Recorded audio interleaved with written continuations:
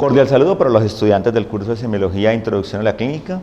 Mi nombre es Carlos Andrés Pineda y en el día de hoy hablaremos sobre los signos vitales, que es uno de los elementos fundamentales dentro de la evaluación semiológica del paciente. Trataremos de hacer una definición de los signos vitales, conocer las bases fisiológicas de la producción de los signos vitales y describir la semiotecnia, es decir, la forma de toma de los signos vitales. Los signos vitales son unas variables fisiológicas cuya alteración nos está hablando de situaciones que pueden comprometer la vida de un paciente. Por eso es que se denominan signos vitales y por eso son tan importantes en la evaluación del paciente y son, junto con la inspección general del paciente, el primer elemento del examen físico que hacemos. Además, los signos vitales tienen un simbolismo especial porque están hablando del primer contacto físico que vamos a tener con el paciente y es importante tener en cuenta ese valor simbólico que significa el tocar al paciente. Es un elemento muy, por así decirlo, conocido por parte de los pacientes esperan que nosotros le tomemos sus signos vitales y por lo tanto pues va a ser importante que siempre lo tengamos en cuenta en la evaluación del paciente. Hablaremos del pulso.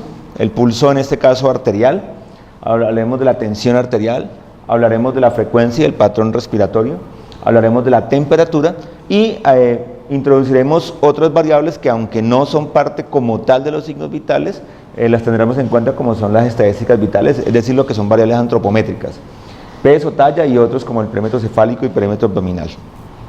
Entonces empecemos por el pulso arterial. En la fisiología del pulso debemos tener en cuenta que el pulso de las arterias es producido por el bombeo del ventrículo izquierdo, es decir, en el momento en el cual se produce la contracción sistólica del ventrículo izquierdo, esa eyección de sangre que golpea contra la pared aórtica produce una onda que se va transmitiendo alrededor de las paredes arteriales. Ese impulso sistólico del ventrículo es el que va a llevar a una oleada de sangre alrededor de las arterias que se produzca el flujo de la sangre. Esa onda que se transmite a través de las paredes es lo que nosotros vamos a detectar en la evaluación del pulso. Realmente el pulso no es producido por el flujo de la sangre, porque el flujo de la sangre es continuo, se produce tanto en sístole como en diástole. El pulso que nosotros palpamos en las arterias es producido por esta onda que se transmite a través de las paredes arteriales por la contracción sistólica del ventrículo izquierdo. Debemos tener en cuenta que la onda que se transmite desde la aorta pues va a ir disminuyendo gradualmente su intensidad hasta lo más periférico del sistema arterial. Ya a nivel de las arteriolas y capilares pues ya no va a haber onda de pulso como tal. Y como les decía, pues en la diástole se produce flujo sanguíneo por lo que denominamos la bomba aórtica, es decir, recuerden que la aorta es una arteria muy elástica y una vez se cierra la válvula aórtica y no hay salida de sangre, ella va a recuperar su forma normal y eso va a impulsar la sangre durante la diástole. Por eso es que el flujo es continuo. Un poco de historia para que tengamos en cuenta que la medición del pulso arterial no es algo nuevo en la historia de la medicina, sino que se aplica desde hace muchos años. Tenemos evidencia de que los chinos desde hace muchos años estaban ya tratando el pulso, inclusive ese tratado chino de la medicina tradicional china nos habla de la detección de cientos de enfermedades a través de diferentes características del pulso. También tenemos evidencia en Egipto de cómo este famoso médico de Egipto en la antigüedad afirmaba que el pulso es el índice del corazón y nos va a hablar mucho de la condición del enfermo. Igualmente también dentro de la medicina alejandrina también estamos describiendo cómo el pulso compasaba con la música que podía escuchar el paciente. Nuestro colega, el doctor Solano de Luque, en la Córdoba española, hizo unas observaciones sobre el pulso, fue muy famoso por describir muchas condiciones asociadas al pulso, por eso algunos lo consideran un pulsista. El doctor Floyer, también en Inglaterra en el siglo XVIII, propuso ya introducir el uso del reloj secundero dentro de la medición del pulso, que ya es algo un poco más pues, como lo hacemos en este momento, y en el siglo XIX ya estaba mucho más introducido y difundido el reloj con segunderos, y ya en ese momento entonces introdujimos el uso del reloj secundero para medir el pulso como tal. Bueno, ¿qué características nosotros le vamos a evaluar al pulso? Vamos a evaluar varias. La primera de ellas es la presencia del pulso, el hecho de que el pulso esté presente como tal. Ese pulso lo vamos a determinar por palpación, siempre colocando la superficie palmar de las falanges distales del segundo y tercer dedo, sintiendo el golpe de la onda de presión de pulso. Y vamos a determinar el pulso en los siguientes puntos. Aquí hay simplemente una gráfica para recordar pues, todo el sistema arterial y los diferentes puntos donde podemos palpar el pulso. Estos son los sitios donde nosotros podemos llegar a evaluar el pulso. Tenemos la presencia del pulso carotidio, tenemos la presencia del pulso braquial, la presencia del pulso radial, aquí tenemos la presencia del pulso femoral, la presencia del pulso popliteo, la presencia del pulso pedio y la presencia del pulso tibial posterior. Entonces hay más sitios donde podemos palpar las arterias. Cualquier punto donde la arteria tenga un recorrido superficial y sobre todo se pueda llegar a comprimir con alguna estructura ósea o alguna estructura dura, es un sitio ideal para tomar el pulso. En la práctica clínica, los sitios donde siempre debemos evaluar el pulso son el pulso radial, es un sitio anatómico de fácil acceso para el médico, que no implica alterar el pudor de un paciente o una paciente, y ahí vamos a evaluar la mayoría de características del pulso, pero también podemos evaluar el pulso a nivel carotidio, y es importante el complemento, como veremos ahora adelante, algunas características del pulso los vamos a evaluar mucho mejor en el pulso carotidio. El resto de pulsos son importantes tenerlos en cuenta, sobre todo para evaluar la posibilidad de una obstrucción a nivel del flujo arterial, como puede pasar en pacientes que tengan un trauma o en pacientes que tengan la posibilidad de tener una patología aterosclerótica con formación de placas de ateroma a nivel de alguna de las arterias. Entonces ahí va a ser importante, es decir, no hace parte de la medición rutinaria que vamos a hacer con todos los pacientes, sino que se va a hacer en situaciones específicas. Bueno, como la toma de signos vitales es el primer elemento de contacto físico con el paciente, siempre es importante que hagamos una pequeña introducción cada vez que vamos a hacer una determinada técnica del examen físico y hacerlo en un ambiente muy relajado y de confianza con el paciente. Aquí tenemos a doña Sonia, que es la paciente que nos está colaborando en este momento para poder mostrar la toma de los signos vitales. Entonces, doña Sonia, vamos ahora a tomarle su pulso. ¿Listo? Entonces voy a tomar su brazo para poder hacerlo. ¿Vale? Bueno, siempre la recomendación es hacerlo con el miembro contralateral al que estamos evaluando. Si vamos a evaluar en este caso el miembro superior derecho del paciente, entonces nosotros vamos a hacerlo con el mismo miembro, pero pues dado que estamos de frente sería pues el contralateral en este momento, para hacer esto. En este caso, pues nosotros podemos hablarlo de esta manera o de esta manera, pero siempre es recomendable hacer esta pinza con el brazo del paciente para poder sostenerlo y que el paciente no esté haciendo ese esfuerzo en ese momento. El pulso radial, que es el pulso más accesible y el que siempre vamos a evaluar en los pacientes, siempre lo vamos a buscar aquí en la fosa, donde tenemos la estiloides del radio. Y aquí tenemos el tendón del palmar. En este punto es donde vamos a encontrar el pulso radial en la mayoría de pacientes. Siempre es recomendable hacerlo con 3 dedos. Vamos a hacer una presión suave con la yema, con la punta de la falange distal, una presión firme pero suave, y ahí debemos obtener la palpación del pulso. Vamos a evaluar sus características, las vamos a ver a continuación, pero inicialmente pues, va a ser importante evaluar la presencia del pulso arterial. El objetivo para tener 3 dedos es que veremos que hay algunas maniobras que vamos a realizar para determinar, por ejemplo, el grado de compresibilidad o distensibilidad que tienen las arterias. Entonces, por eso lo vamos a hacer, para poder hacer una compresión tanto a nivel proximal como a nivel distal. Esa es la razón por la cual es importante hacerlo con 3 dedos. Entonces, esta es la forma en que vamos a evaluar el pulso arterial. Siempre también, en este caso, le podemos pedir el favor a doña Sonia que se retire el reloj. Ahí veremos, estamos viendo que una de las características que vamos a evaluar es la simetría. En la simetría, lo que nosotros vamos a evaluar es que la intensidad del pulso sea igual en ambos miembros superiores. O sea que más o menos la intensidad sea igual, la altura de la onda sea igual en ambos miembros superiores. También a nivel del brazo podemos, en el miembro superior, vamos a evaluar también la presencia del pulso ulnar. Podemos evaluar la presencia del pulso ulnar, la cual será importante en el caso de algunos traumas vasculares a nivel del miembro superior. Entonces, en este punto podemos evaluar la presencia del pulso ulnar. También vamos a evaluar la presencia del pulso braquial. Aquí tenemos la fosa cubital. En la fosa cubital nos vamos a ir hacia la parte medial. Aquí tenemos la articulación y en este punto aproximadamente es donde debemos evaluar la presencia del pulso braquial. Veremos ahora a continuación que la presencia del pulso braquial va a ser importante para la ubicación del tensiómetro y el estetoscopio para poder medir la presión arterial. También podremos evaluar la presencia del pulso humeral. Aquí tenemos el vientre del bíceps y en este punto podemos evaluar la presencia del pulso humeral. Entonces, esos son los principales pulsos que podemos evaluar en el miembro superior del paciente. El otro pulso importante para evaluar ciertas características que veremos a continuación es el pulso carotidio.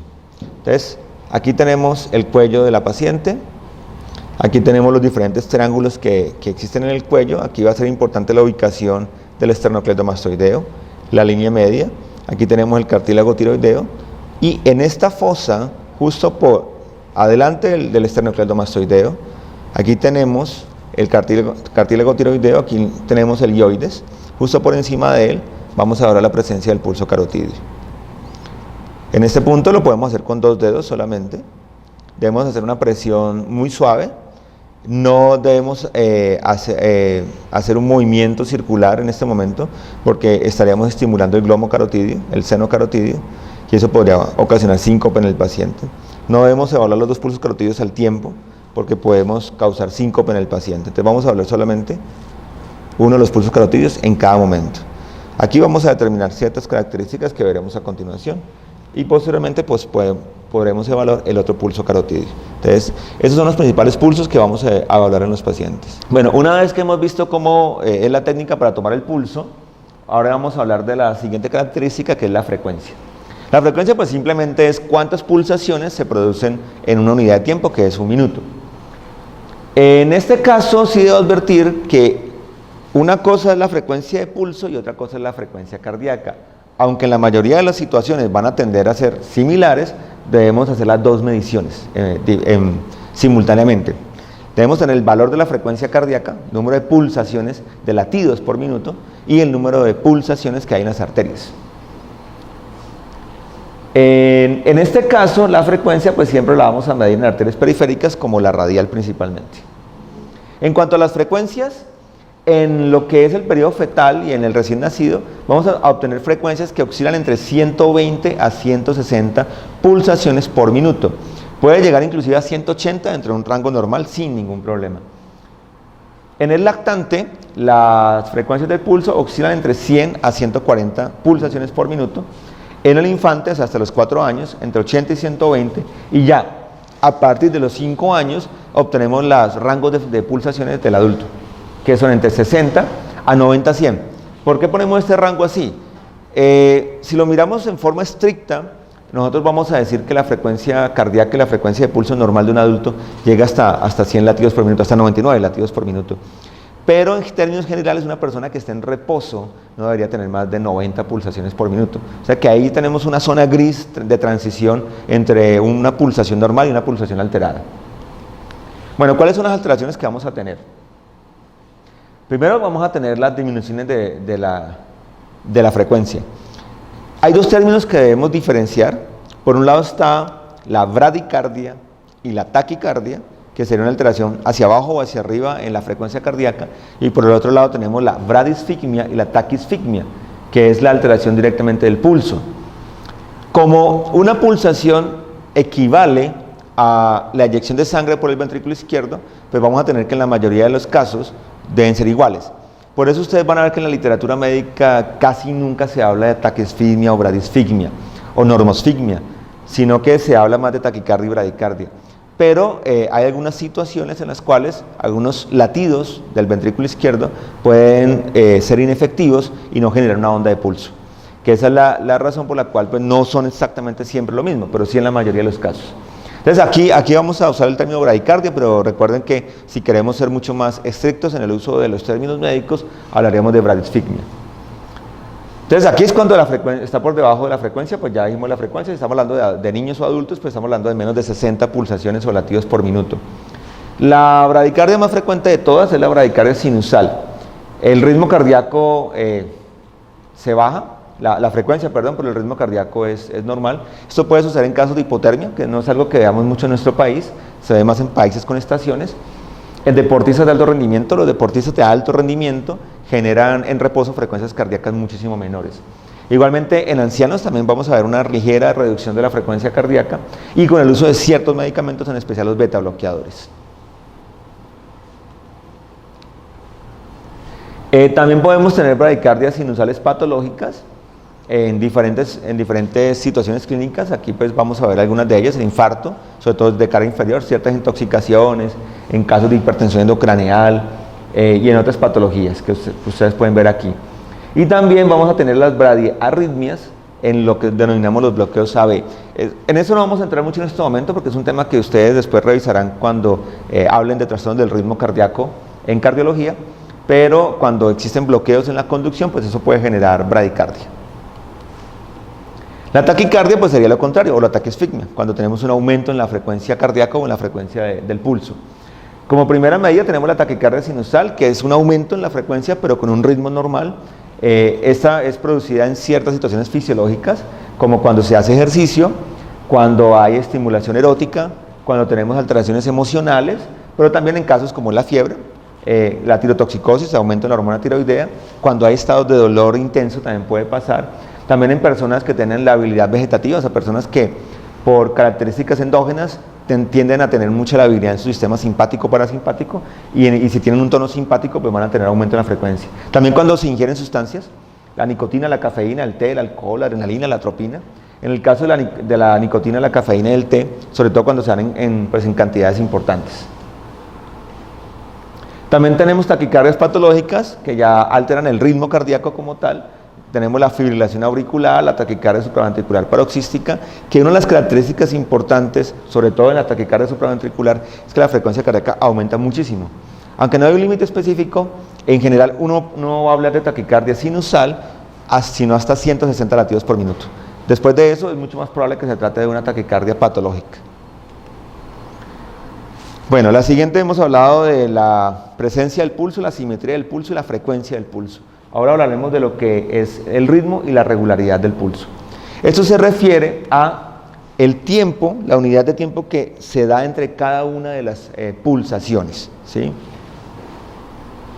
Normalmente esto lo vamos a hablar en la arteria radial y vamos a ver las alteraciones que podemos tener. Entonces aquí lo que vamos a mirar es cómo se producen esas alteraciones del ritmo. Entonces vamos a poner un ejemplo sonoro para poder determinar un poco esto.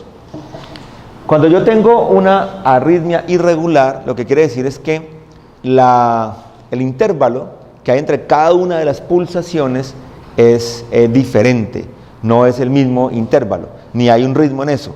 Es algo que podemos interpretar sonoramente de la siguiente manera.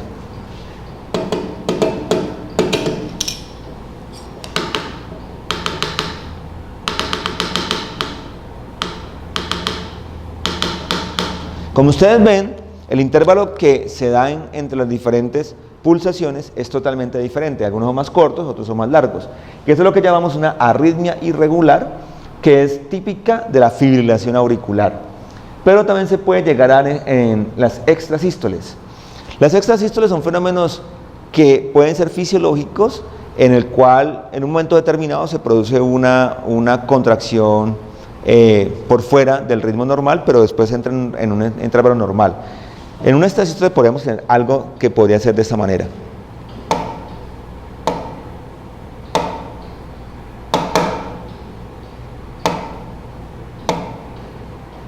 Como ustedes ven, el pulso es rítmico, los intervalos son similares, pero en un momento determinado se produjo uno muy corto, después hubo una pausa y volvió otra vez al ritmo normal. Eso serían las extrasístoles. Tenemos por el otro lado algunas arritmias como la arritmia respiratoria. En la arritmia respiratoria vamos a tener algo similar a esto. Voy a tratar de que puedan ver mi tórax para que vean la expansión y escuchen el sonido. La arritmia respiratoria se refiere a algo similar a esto.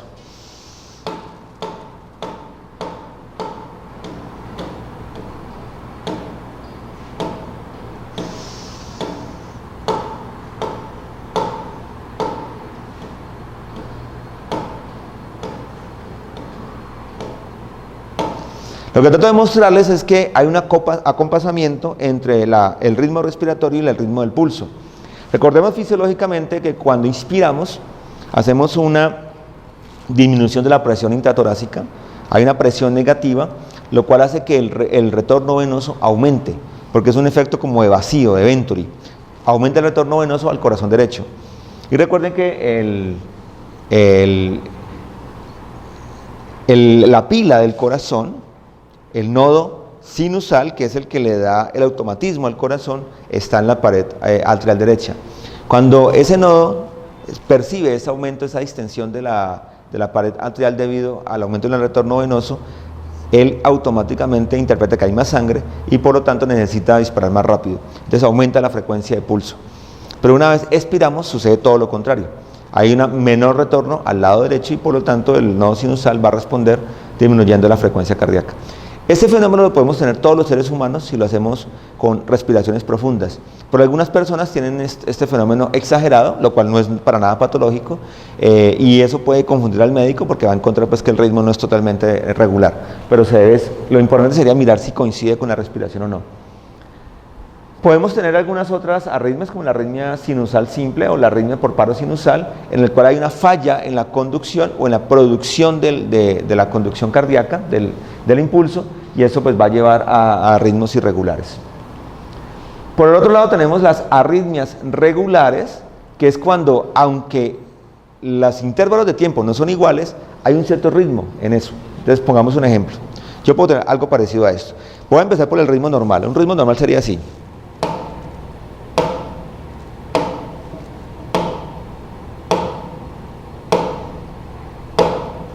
Pero puede suceder algo como esto.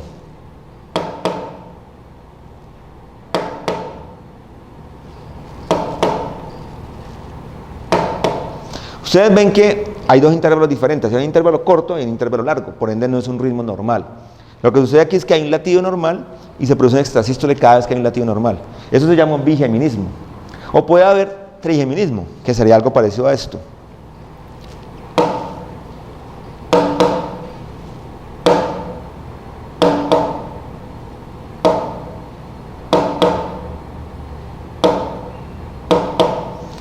Encontrar dos extrasístoles seguidas es muy poco probable. ¿Algo parecido a esto?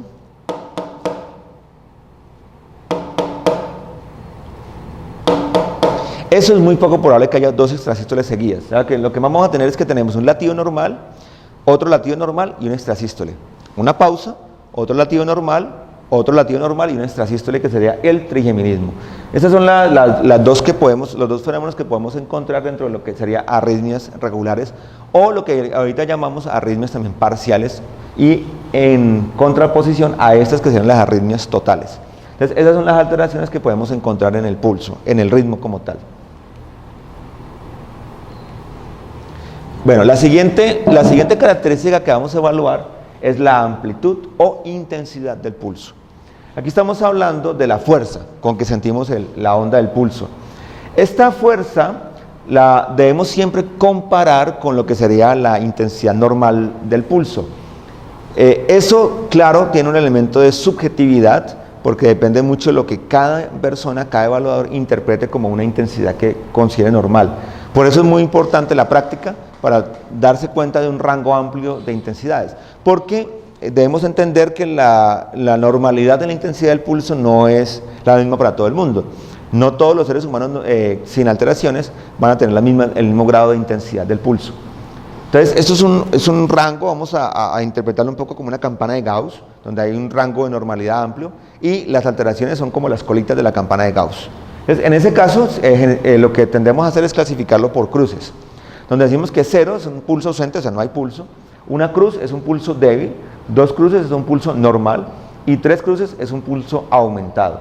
4 cruces es un pulso muy aumentado que denominamos pulso saltón. El pulso débil es un pulso que vamos a denominar parvus y el pulso aumentado es un pulso que vamos a denominar como magnus, como vamos a ver aquí. Entonces la amplitud puede ser normal o la amplitud puede ser aumentada, ¿sí? Que sería 3 o 4 cruces. El pulso aumentado es el pulso que denominamos como magnus. El pulso magnus se puede dar en casos de circulación hiperkinética Pacientes que tienen alteraciones tiroideas, hipertiroidismo, van a tener circulación hiperkinética. Cuando hay casos de anemia severa, también. Pacientes con fiebre o pacientes con estados de ansiedad. Cuando tenemos pacientes con fístulas arteriovenosas y conductos arteriosos persistentes, es decir, cuando hay comunicaciones anormales entre arteria y vena. Las fístulas generalmente son creadas en forma iatrogénica. Se hace mucho en pacientes, por ejemplo, en diálisis, para poder introducir el catéter por ahí. O el ductus, que es la persistencia, ustedes saben, del conducto entre la aorta y la pulmonar. Cuando haya arteriolosclerosis, la arteriolosclerosis es diferente a la aterosclerosis. La arteriolosclerosis es un fenómeno producido por el envejecimiento de endurecimiento de las paredes arteriales, y ese endurecimiento hace que, al haber menos distensibilidad, el pulso se sienta mucho más fuerte. La situación como donde más se produce el pulso más aumentado de todos es la insuficiencia aórtica, la insuficiencia valvular aórtica, en el cual es el pulso más intenso. Lo conocemos como pulso de Corrigan o de martillo de agua. Es también el pulso que se denomina saltón, porque ahorita veremos que se asocia también a alguna característica relacionada con la forma de la onda del pulso. El pulso débil o pulso parvus se produce en estados de hipotensión por cualquier causa, en la pericarditis constrictiva o en derrames pericárdicos, taponamiento cardíaco, por ejemplo. Y cuando el pulso es muy débil, casi imperceptible, estaremos hablando del pulso filiforme. Ese pulso se da en estados de choque severo o en estados premortem como tal. Entonces, estas es las causas de pulso parvus o pulso débil. Ok, siguiente característica. La siguiente característica que vamos a evaluar en el pulso es la igualdad. La igualdad se refiere a que la amplitud, la intensidad de las diferentes ondas de pulso que sentimos sean iguales, que eso es lo normal. Y vamos a evaluar si hay alguna diferencia en la altura de las diferentes ondas de pulso, que será un pulso desigual. ¿Cuándo puede haber pulsos desiguales? Lo puede haber cuando hay arritmias irregulares. Si un paciente tiene sobre todo una fibrilación atrial, auricular, pues los latidos no todos van a ser igual de efectivos. Entonces va a haber unos mucho más intensos, otros menos intensos, y eso va a hacer que la altura vaya a cambiar. Y también en estados de falla cardíaca severa, donde es frecuente que se dé un fenómeno denominado pulso alternante, y es que se da una onda alta, una onda baja, una onda alta, una onda baja, y lo van a sentir de esa manera. Entonces esto es diferente al ritmo, esto es igualdad, fuerza, que sea la misma amplitud, la misma fuerza, el pulso. La siguiente característica que vamos a evaluar, todas estas otras características las vamos a evaluar principalmente en arterias periféricas, como la arteria radial. Pero en este caso vamos a hablar ya de las características de la onda del pulso como tal, y eso es mejor evaluarlo en arterias centrales como la carótida. Esta es la forma que tiene una onda de pulso normal. Eso no es lo que nosotros sentimos. Nosotros sentimos una sola onda, pero esto es lo que se podría dibujar si aplicamos una pletismografía a nivel arterial. Entonces aquí tenemos las diferentes partes de la onda de pulso. Nosotros normalmente sentimos solamente esto, pero realmente hay dos ondas. Esta es la sístole, esta es la diástole. Pues siempre la sístole es más corta que la diástole. Entonces en la sístole hay una onda ascendente, tenemos una cima, tenemos un descenso inicial que se da durante la sístole todavía, y justo en el límite entre sístole y diástole tenemos un fenómeno llamado incisura aórtica. En ese momento vuelve y asciende la onda, hay una onda secundaria que vuelve y desciende durante el resto de la diástole hasta que vuelve a haber sístole. Esta onda ascendente primaria es producida por la eyección de la sangre por parte del ventrículo izquierdo y el golpe con la aorta. Entonces, esta es la onda inicial. Si ustedes recuerdan la curva de trabajo-volumen del ventrículo izquierdo, podrán recordar que la presión va aumentando y después empieza a descender porque la fuerza de contracción empieza a disminuir, pero eso no quiere decir que se deje de expulsar sangre. La válvula aórtica sigue abierta y se sigue expulsando sangre. Entonces empieza a descender. Pero llega un punto en el cual la presión baja lo suficiente para que la válvula aórtica se cierre, y ahí es cuando empieza la diástole. En ese momento, ¿por qué se da un ascenso? Recuerden la bomba aórtica. En ese momento la aorta, ya como no tiene el impulso del ventrículo izquierdo, vuelve a su estado normal por la elasticidad. Eso es lo que hace que haya un pequeño aumento, una onda secundaria durante la diástole, que es imperceptible en condiciones normales. Y simplemente pues vemos ya el resto del descenso de la onda de pulso hasta que se vuelve a producir una siguiente onda. Entonces esta es la forma de la onda de pulso normal. ¿Qué vamos a evaluar? Vamos a evaluar el contorno de la onda de pulso. Entonces, el pulso normal está formado pues, por estas onda primaria sistólica ascendente y las siguientes ondas, pues de acuerdo a como lo mencionamos en este momento. Vamos a evaluar la velocidad de la onda, de la onda en ascenso, sobre básicamente la onda primaria. Cuando estamos hablando de velocidad, no estamos hablando de frecuencia, ¿sí? Estamos hablando de qué tan rápido asciende la pared. Lo vamos a hablar, recuerden, en la carótida, y aquí es importante que cada uno trate de evaluarlo en sí mismo para poder determinar cómo es la velocidad normal, o sea, qué tan rápido ustedes sienten que la pared arterial les golpea sus dedos. Aquí lo que queremos evaluar es si hay algún tipo de anormalidad. Entonces, por ejemplo, en este caso,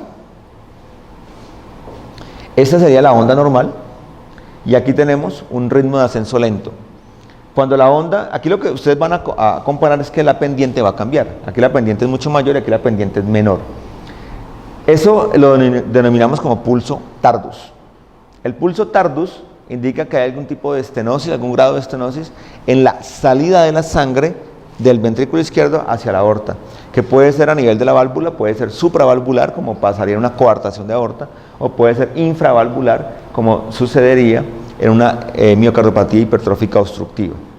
Entonces, esto es lo que vamos a comparar. Esto requiere mucho entrenamiento en sus dedos para poder coordinar y poder interpretar esa velocidad comparada con lo normal. Aquí hay una diferencia que nos puede ayudar con los pacientes y es comparar la carótida derecha con la carótida izquierda. Si las dos carótidas están comprometidas, es decir, tenemos una velocidad de ascenso de la onda lenta en ambas carótidas, quiere decir que la estenosis está en la válvula o por debajo de la válvula. Pero si una de las carótidas está lenta mientras la otra no, en este caso, sí tenemos una alteración en una disminuida, la otra no, quiere decir que hay alguna obstrucción que está después del origen de la carótida derecha. ¿Qué es lo que sucedería en una coartación de aorta? Entonces, en esos casos, pues si la coartación de la aorta está después del inicio del tronco oracocefálico derecho, pues aquí no va a haber ningún problema, pero la onda va a estar disminuida al nivel izquierdo, en este caso en la carótida. Entonces, eso nos ayuda a diferenciar entre una supravalvular y una valvular. La otra alteración que vamos a encontrar es la velocidad de ascenso rápido, que es lo que denominamos como pulso Zeller. En el pulso Zeller, ustedes ven, esta es la velocidad normal, y ustedes ven aquí la velocidad de ascenso alterada. Ustedes ven que asciende muy rápidamente, golpea muy rápidamente. Se puede dar con una presión de pulso normal, recordemos, la presión de pulso es la diferencia entre la sistólica y la diastólica. Si esa diferencia está dentro de un rango normal, que se considera hasta 40 milímetros de mercurio, decimos que se puede deber o a una comunicación interventricular o a una insuficiencia mitral. O también se podría deber a una miocardiopatía hipertrófica obstructiva. ¿Cuál sería un poco como la lógica de esto? Tengan en cuenta el caso de la CIB o de la insuficiencia mitral. El ventrículo izquierdo se llena con una cantidad de sangre determinada. Entonces el ventrículo, el músculo, se prepara para contraerse, para expulsar esa cantidad de sangre que le llegó. Pero resulta que hay un hueco, una CIB, por ejemplo. Entonces parte de la sangre se va a escapar hacia el ventrículo derecho. O hay una insuficiencia mitral, lo cual quiere decir que parte de la sangre se va a escapar hacia la aurícula. Eso quiere decir que el ventrículo se preparó para expulsar una cantidad de sangre, pero cuando ya la va a expulsar, se encuentra que la cantidad de sangre es mucho menor. Por eso es la sangre que sale hacia la aorta va a salir con más fuerza.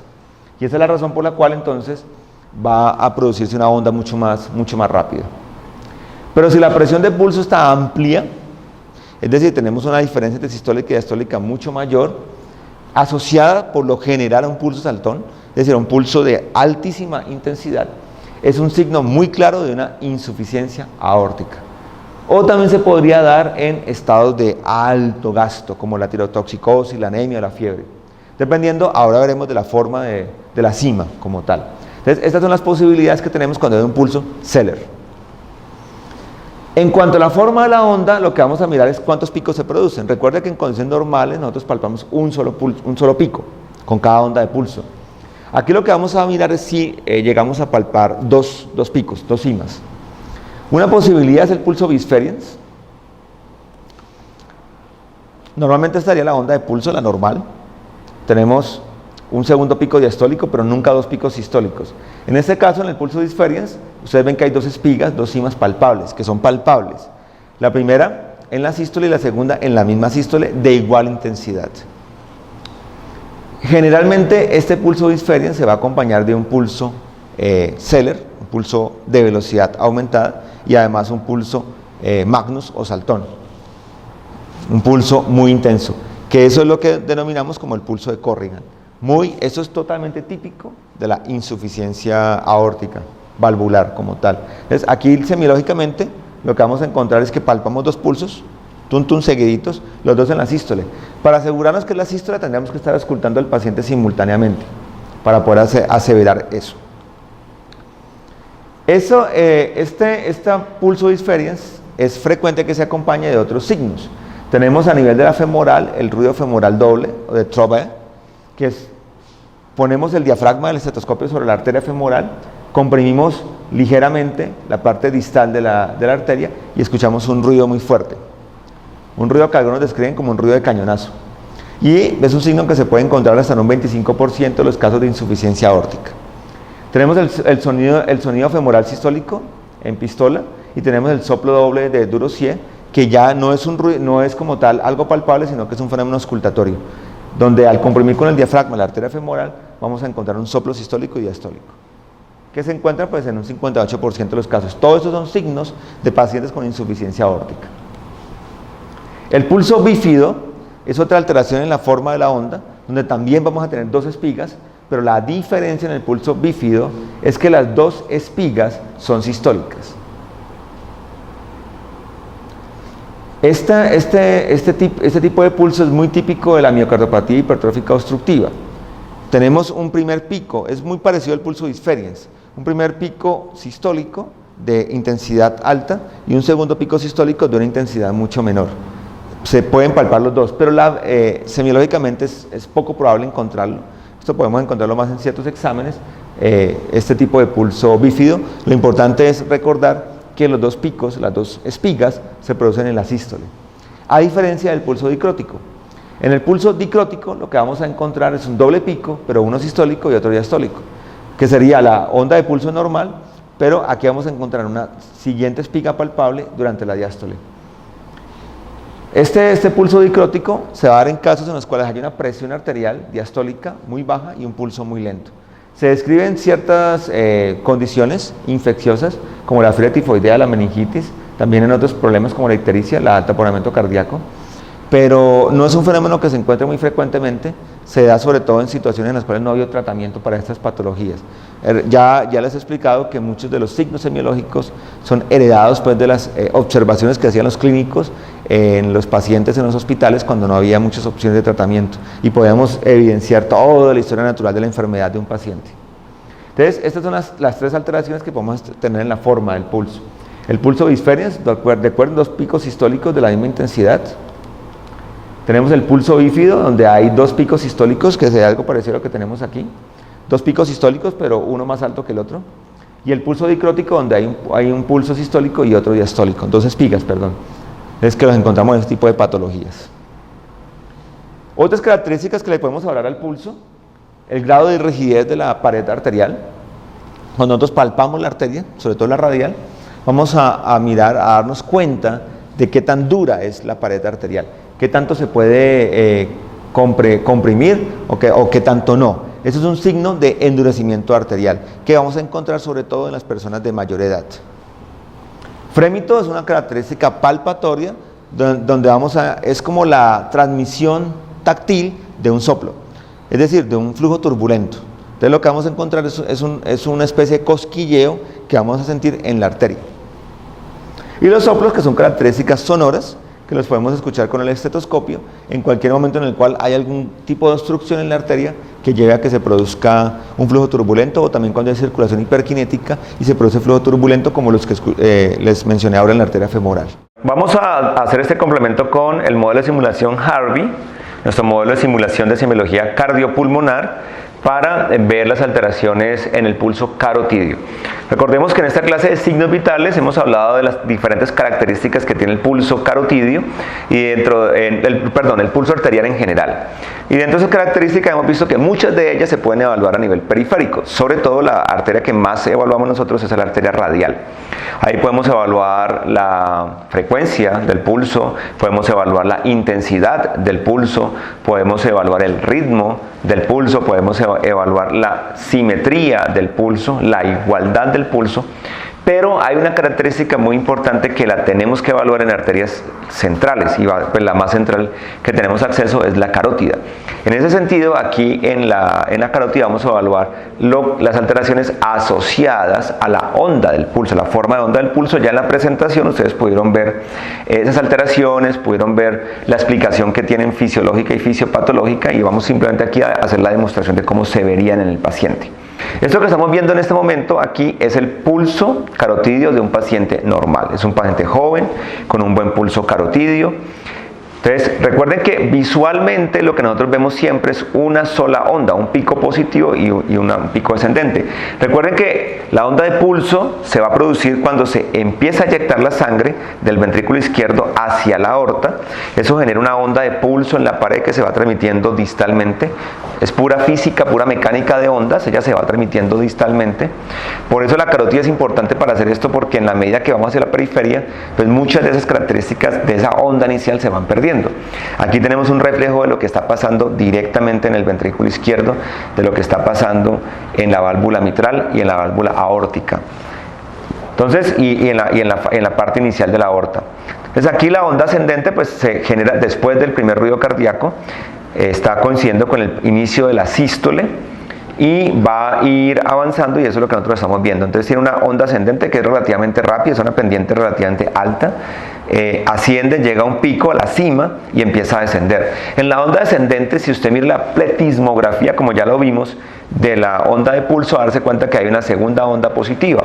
Esa segunda onda positiva corresponde al retroceso elástico de la aorta. Recuerden que la aorta es una arteria muy elástica que, como ustedes verán en el componente, como han visto en el componente de histología, tiene bastante elastina en su pared externa, en su serosa, y eso hace que tenga mucha propiedad elástica, y eso genera esa segunda onda, que es la responsable de que el flujo sanguíneo sea continuo, que sea tanto sistólico como diastólico. Pero esa onda no la debemos ver normalmente en el paciente. O sea que vemos una onda descendente que es un poquito más lenta y que después entra en un valle plano durante la diástole, hasta que vuelve a suceder la sístole. Obviamente pues esto sucede muy rápido, pero la onda es corta, y después ya viene el reposo, y después vuelve a venir la segunda onda. Bueno, entonces vamos a ver las principales alteraciones que podemos encontrar en este pulso carotidio. Básicamente aquí en la carótida podemos ver las alteraciones en la intensidad. Recuerden que un pulso aumentado de intensidad es un pulso que denominamos como un pulso magnus o un pulso saltón, que un pulso débil lo denominamos como un pulso parvus, y que si está excesivamente débil, o sea, está casi imperceptible, lo denominamos como un pulso filiforme. Entonces, vamos a ver en este momento un pulso débil, pero también de una vez asociado puede estar asociado a alteraciones en la velocidad de la onda. Recordemos en la presentación que estamos hablando de los pulsos con una velocidad de onda, una pendiente muy baja, muy lenta, que sería un pulso tardus, y una velocidad de ascenso de la onda muy rápido, que sería un pulso celer. Ustedes pueden comparar y se dan cuenta que la intensidad, la fuerza de esta onda de pulso es mucho más pequeña, o sea, la altura de la onda es mucho más pequeña que en el paciente normal. Eso es un pulso parvus. Un pulso parvus se puede producir por muchas cosas. Pero básicamente lo que nos está diciendo el pulso parvus es que no hay un volumen de eyección adecuado suficiente para generar una buena onda de pulso. Por ejemplo, en este caso se ve una estenosis pulmonar. Aunque el problema es derecho, pues le está llegando menos sangre a la circulación pulmonar, y por lo tanto le va a llegar menos sangre al corazón izquierdo. También lo podemos ver en esta otra patología, ya les voy a mostrar aquí.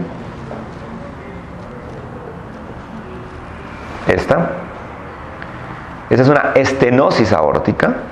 Como comprenderán, una estenosis aórtica, el huequito por el que sale la sangre es mucho más pequeño, y la cantidad de sangre que sale es más pequeña. Vuelven y compáralo con el normal. Aquí ya tenemos el normal. Ustedes ven que pues hay una diferencia clara allí.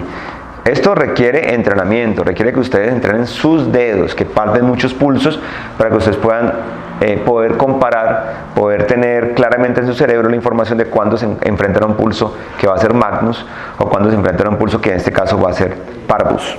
Ahora vamos a ver un pulso Magnus.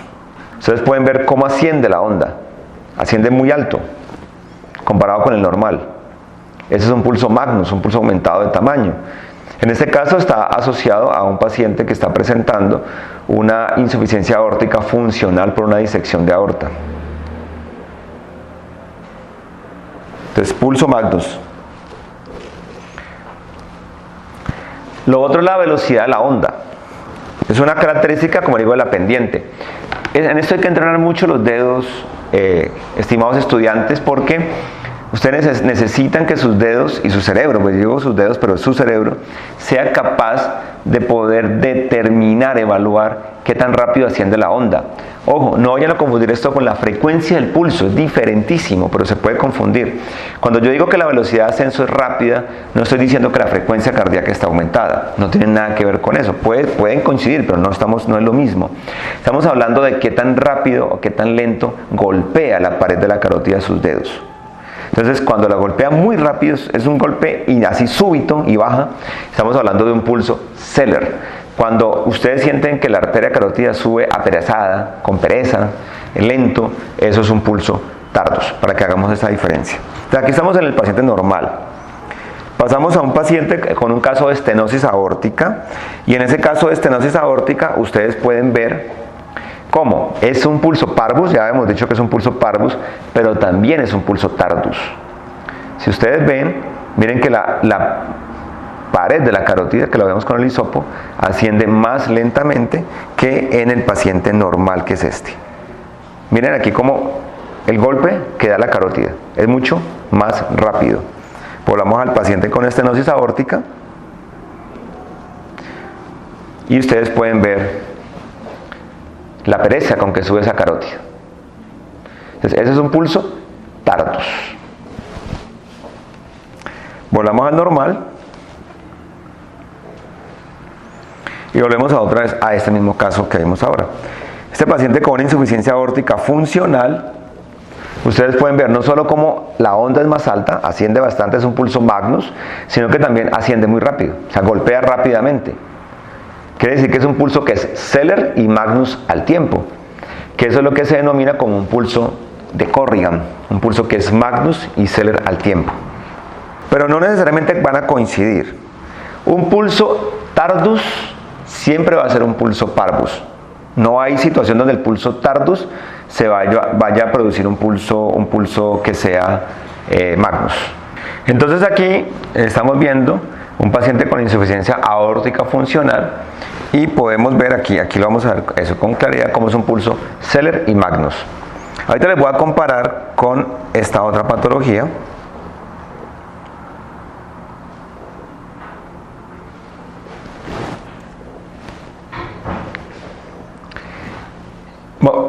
Traten de mirarlo con mucho detenimiento. En este caso, la onda asciende rápidamente, es un pulso Zeller, pero no asciende tan alto como asciende el anterior. Comparémoslo con el anterior. Miren, aquí asciende mucho más alto. En cambio, en esta otra, el ascenso es prácticamente, uno podría decir que normal, pero la velocidad que asciende rápida. Ese es un pulso que es un pulso Zeller, pero que no es Magnus.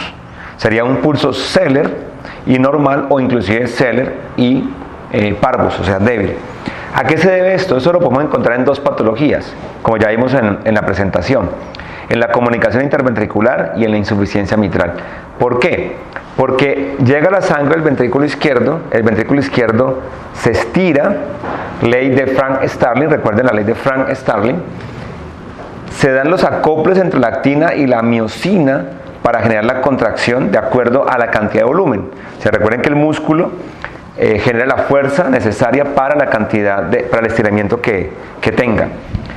Ese es el mecanismo de compensación cardíaco más importante. Pero resulta que cuando ya se va a contraer, él se preparó para determinado volumen, 120 mililitros por ejemplo, pero resulta que cuando ya se va a contraer y va a expulsar la sangre por la válvula aórtica, ya ha perdido una cantidad de ese volumen importante, bien sea porque se fue a través de un orificio normal para el ventrículo derecho, o bien sea porque se regurgitó para el atrio izquierdo. Y entonces la cantidad de sangre que sale efectivamente para la válvula aórtica es mucho menor, pero con mucha fuerza. Y eso es lo que explica que sea Seller, pero que sea normal o que sea inclusive Parvus. Vuelvo al paciente normal.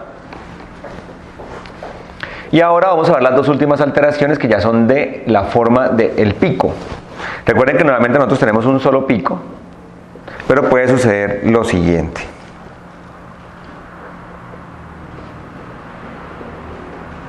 Como ustedes ven aquí, hay dos picos. Dos picos. Este es un pulso bífido. Es un pulso que se asocia a una patología específica que es la miocardiopatía hipertrófica obstructiva, que es una hipertrofia del septum que produce una dificultad en la eyección de la sangre a través de la válvula aórtica. Es una estenosis subvalvular. Estos dos picos se están produciendo en la sístole, porque hay otro pulso que es el dicrótico, donde tenemos un pico sistólico y otro pico diastólico. En esa patología ya es diferente porque, como les digo, la única forma de poder saber eso es auscultando. Ya vamos a poner el ruido cardíaco para poder que ustedes se den cuenta que los dos picos se están produciendo en la sístole, o sea, justo después del R1. Los dos picos son de tamaño diferente. Yo sé que es difícil poderlo ver, inclusive aquí en el paciente real o sentirlo. Es difícil, pero los dos picos son de tamaño diferente y esa es la característica de un pulso bífido. A diferencia del que vamos a ver a continuación, que es el bisferiens, donde los dos picos son del mismo tamaño. Entonces este es el pulso bífido, asociado a la miocardiopatía hipertrófica obstructiva. Ahora, quiero aclararles algo importante, ¿no? Los diagnósticos al final son producto de integrar toda la información. Es muy difícil hacer la diferencia entre pulso, por ejemplo, bífido y bisferiens, pero el resto de la sintomatología del paciente, las características a nivel cardíacos van a ser totalmente diferentes. Por eso, pues uno al final lo puede diferenciar con mayor facilidad, ¿no? Para que tengan en cuenta ese detalle. Entonces, el pulso bífido. Y este es el pulso, bueno, hablamos al normal antes para que comparemos. Aquí está el normal. Y entramos al pulso bisferiens. En el pulso bisferiens hay también dos picos sistólicos del mismo tamaño e igualmente el pulso es Seller y Magnus, pulso de Corrigan. Ese es típico de la insuficiencia aórtica orgánica. Pulso bisferiens. Vamos a poner simultáneamente los ruidos cardíacos para que ustedes puedan diferenciar que estos dos picos son sistólicos. Ese es el pulso bisferiens.